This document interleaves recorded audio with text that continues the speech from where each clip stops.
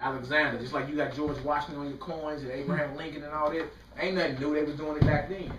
All right, now check this out. Want me to read this verse, or you going to? Yeah, read that real quick, bro. I'm going to read this Maccabees again, verse 1. They say, and it happened after that Alexander, the son of Philip, the Macedonian, who came out of the land of Shittim. That's the ancient name of Greece. All right, come on. Had smitten Darius, king of the Persians and Medes, that he reigned in his stead the first over Greece. The first what? Over Greece. First over Greece. Check this out. This is page 40. In this ancient world. Philip, Alexander's father, was assassinated 2 years later. But in spite of this, his Greek dominions remained intact. For when Thebes, Athens, and other Greek cities tried to revolt, Philip's 20-year-old son, Alexander, proved as able as his father. He lost no time in enforcing Macedonian control and carrying on where his father had left off. Alexander now hastened to plan the conquest of the Persians. At a time when the colossal Persian Empire stood astride the near Middle East, this was no mean ambitious for so young a ruler. In 334 BC, Alexander led an army of 32,000 infantry and 5,000 cavalry across the Hellespont, a strait, the modern Dardanelles, separating Europe from Asia. Then he marched down the Asia Minor coast. He dramatically defeated the Persian king Darius. And we just read that? He dramatically defeated the Persian king Darius at Issus. Then he began swallowing the provinces of the Persian Empire one by one. In 332, he moved into Egypt, where he founded the city of Alexandria.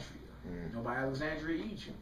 All right. Continuing east, he added Mesopotamia to his conquest before dealing the final blow to the Persians on their home ground. These rapid successes seemed only to whet his appetite. He crushed the Iranians and Bactria in 329, went on to Afghanistan, and at length reached the Indus River. Alexander had envisioned a blending of East and West, encouraging his soldiers to marry foreign women and taking a Persian wife himself. But time was too short for him to consolidate his empire. In 323 BC, he died of a fever in Babylon. The history of Alexander's empire now becomes one of disintegration. He left no real heir, so his generals turned one on another, each trying to be his successor. Finally, the empire was divided. The four strongest generals established four dynasties, and it goes into them. You feel me? So what we just read in there, which is part of the Bible, the Apocrypha, right, is matching up with history. This ain't the Bible, right? But it's matching up with the Bible. To be an historical record. It's Alexander the Great, right? Yeah, I heard about him. We don't call him great. Yeah, I think he was in the history book. Back way back then. And time you talk about him. They sound familiar in the history. But Ptolemy. Yeah, you heard about Alexander. That's historical. But see, so somebody would tell you the Bible's not historical. That would be false, because why are we reading about an historical character in the Bible if it's not historical? Right. But that's the thing, though. See, what they do is they want to show you, they want to give you all the information that goes back to their ancestors, right? And what they done done. And you're looking at them as if they was great conquerors or something like that, but the whole time they was on wickedness. And that's what they was out there promoting. But what our people, our forefathers was on there was against that. They not even equipping us with the information to know who our ancestors was that was against what they were doing, or even the persecution that we was up against, and even standing on what we was standing on. Like, we was going through persecution in Rome. They had straight up street with all our brothers like slayed already. But you had to walk through that going through Rome before you got there. You know what I'm saying? But that's the way it was. But it was our brothers that went through persecution. Like some of our brothers, we keep on reading that, you will see what they took to death. Like, they refused to go that way. When they tried to set up that one law, it was certain our brothers refused to do it. So they just took to death. Like, look, we just gonna go ahead and die.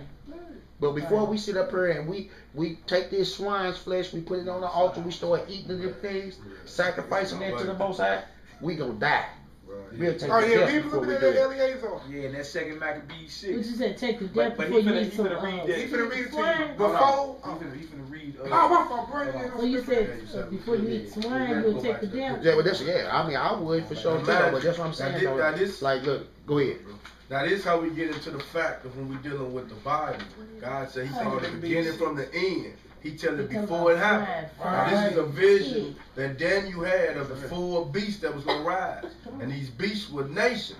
And he gave a description, so when you read the prophecy, you can see that these people matched up with who they was. We're gonna go to Daniel 7, and I'm gonna start at 5. The one before that's just gonna lead into it. Trip off the prophecy of Alexander. He finna read.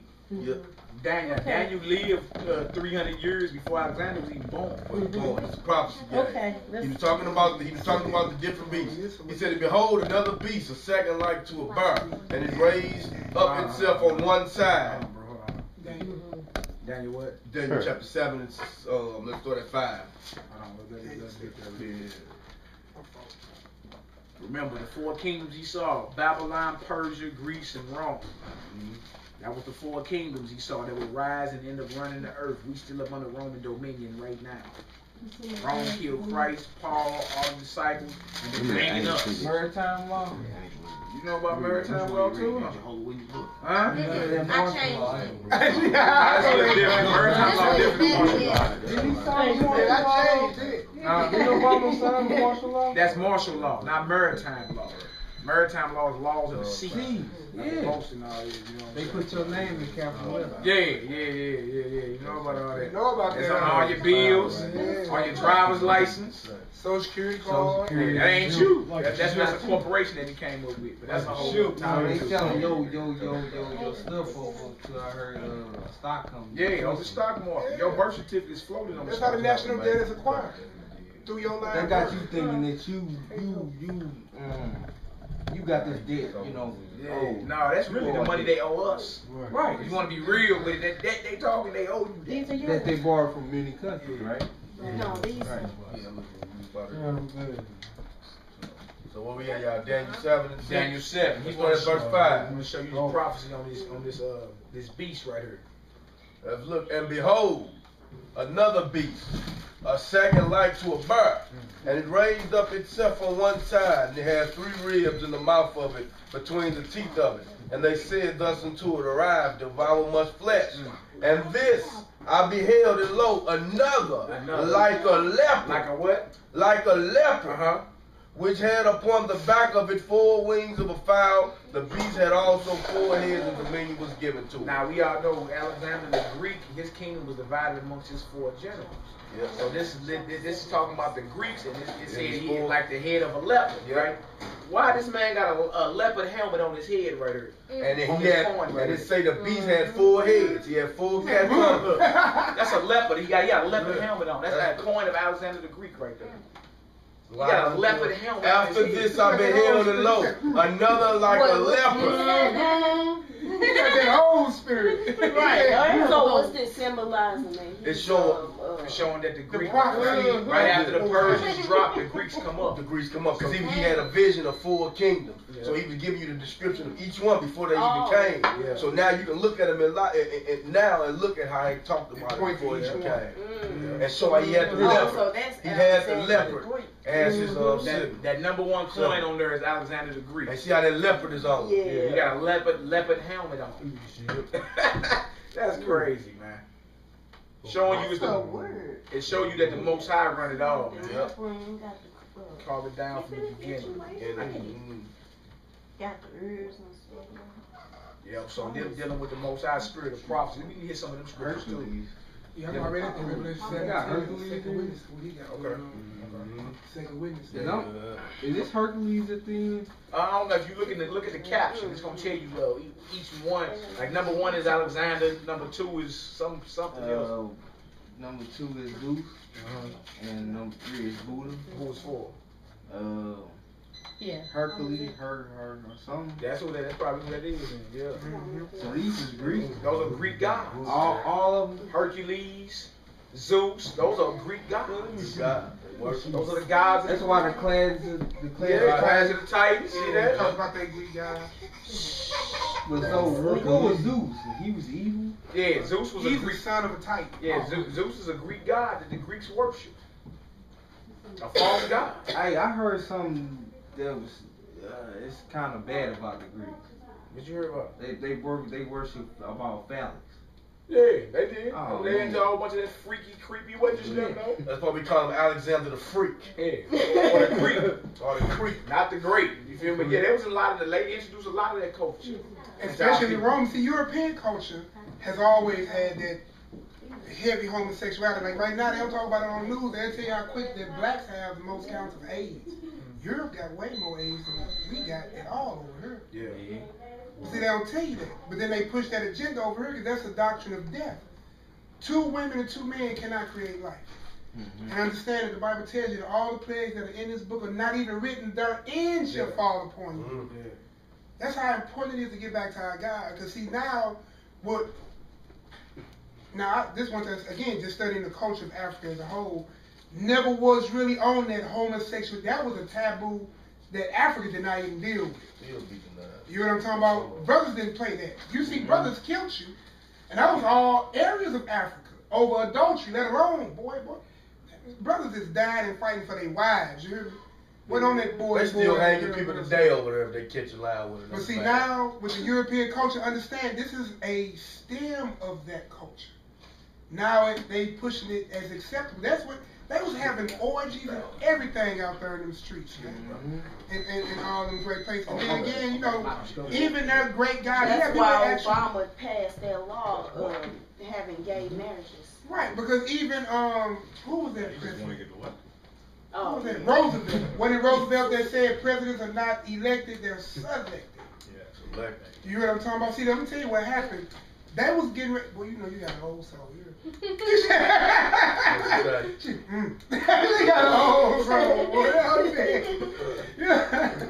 But, you know, it's crazy because when we had Bush in the office, we know Bush didn't even win. He lost the vote, but he won the electoral vote. And that, I was hoping my people woke up, you do not choose. It is the powers that be that choose the presidents. Because he lost by populace. The popular vote he lost. The electoral vote he won. That put him in office. Now, technically, still, he should be brought up on war crimes. He went over there and killed this man. They were about to? The Bush administration? Yeah, they about to now. Yeah. The UN just made a statement and said that persecution for the Bush era crimes are about to start out. Yeah, they supposed to. They went over there and mass murdered these people for weapons of mass destruction, which has never even been found. The weapon of the mass destruction is those Jewish artifacts they found. You see what I'm talking about? They found them. So if you show those Jewish artifacts, the people wake up. Now we turn back to our God. That's destruction to them, and they know it. That's the weapon that they talk about. So the UN is going after them. We are part of the UN, so we have to answer to the UN too. Wait a minute. Before Bush left office, right, there was a mandate that nobody, right, in the Bush Could be persecuted. could be persecuted. Yeah, that is in there, but they break all their laws. That's the only reason why it's so hard for them to bring it up now. Right now, I guess the UN either they found some loopholes because for up until now they've been denying one to even try because they knew they wrote something up. But there's too many people crying out. There's too many nations that got proof. There's too many things bringing forth to where they forcing the hand of the UN. Now the UN and America are together. So to me personally, it's hearsay. It's the UN giving the world what they want to hear. Do I truly think they gonna do it? No, I don't think they'll kick off World War III before they let that happen. So they gonna give the people what they want to hear and say, yeah, we'll persecute them, and they might even go get some of the crews. That'd be the other thing. But they won't get You might get the Bushes and people. You ain't gonna get the Bulls. You ain't gonna get the main people. They might get some of the people that followed the orders. That was sitting in the office working, declaring they had to get done. All they doing is following orders. So when they do that, people are so dumbfounded they happy with that. They really don't care if the people that orchestrated all they gonna do is hire more people to do their bid. People are just happy that somebody. Yeah, people just happy that anybody get locked up. Hell, they can lock somebody. They can set a person up. But see, and say they part of it and lock them up, and people gonna still be happy. And that's what it was about, bro. You just hit it on the head. That was it. Cause see, this is where the Obama agenda. Then when you had the world in such an uproar over what had just happened, right? What do you do to quiet the masses? You have to do something to what they consider as historic. To remove that mindset of what he just did, you got to do something historic. Bring in your first and sell them change. Yep. Now you can quiet them down for me. Now you can quiet them down. They starting to find out the Israelites. I told they are brothers, wickedly genius. You got brothers standing on the corner talking about the Hebrews now. Calm them niggas down. Give them a black president. Make them happy. You got them going on record. I'm talking about brothers, man. The guy over there.